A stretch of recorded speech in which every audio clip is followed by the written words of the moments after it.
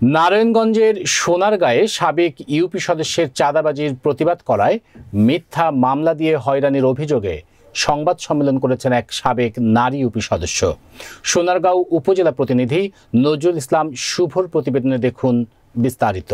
সোমবার দুপুরে উপজেলার কাঁচপুর এলাকায় একটি রেস্তোরাঁয় এই সংবাদ সম্মেলন করেন কাঁচপুর ইউনিয়নের ৪ নম্বর ওয়ার্ডের সংরক্ষিত আসনের সাবেক নারী সদস্য জহুর আক্তার। সংবাদ সম্মেলনে জহুর আক্তার জানান, তার স্বামী পরিবহন ব্যবসায়ী বাচ্চু মিয়া কিছুদিন আগে সড়ক দুর্ঘটনায় আহত হওয়ার পর বাস মালিকপক্ষ তাকে কাঁচপুর এলাকায় গাড়ি দেখভাল করতে লাইনম্যানের দায়িত্ব দেন। কিন্তু স্থানীয় ইউপি সদস্য আব্দুল মান্নান সন্ত্রাসীদের নিয়ে জোরপূর্বক বাস থেকে চাঁদাবাজি করছেন।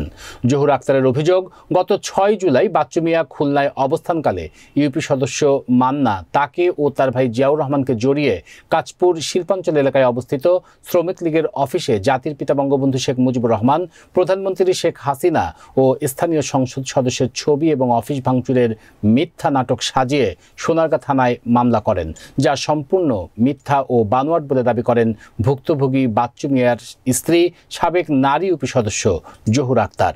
অবিলম্বে মিথ্যা মামলা প্রত্যাহার সহ এ ঘটনায় তিনি ন্যায় বিচার দাবি করেন প্রধানমন্ত্রী ও স্থানীয় প্রশাসনের কাছে।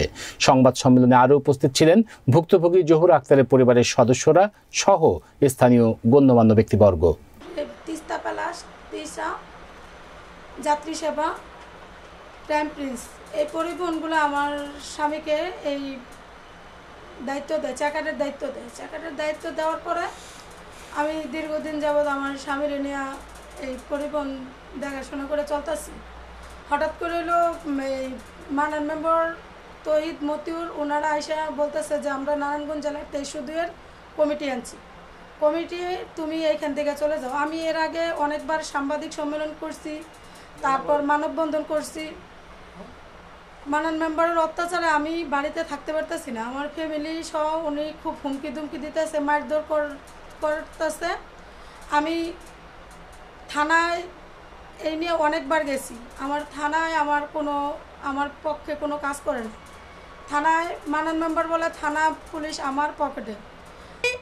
আমাদের আমলিকের নাম ভাঙ্গাইয়া উনি বলে যে আমি শ্রমিক লীগের আঞ্চলিক কমিটির সভাপতি কাশপুরের, উনি আমলিকের নাম ভাঙ্গাইয়া উনি যে মামলায়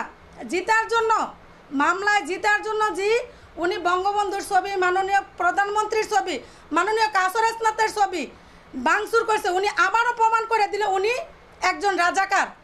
উনি যে রাজাকার সেটা আবারও প্রমাণ করে দিল।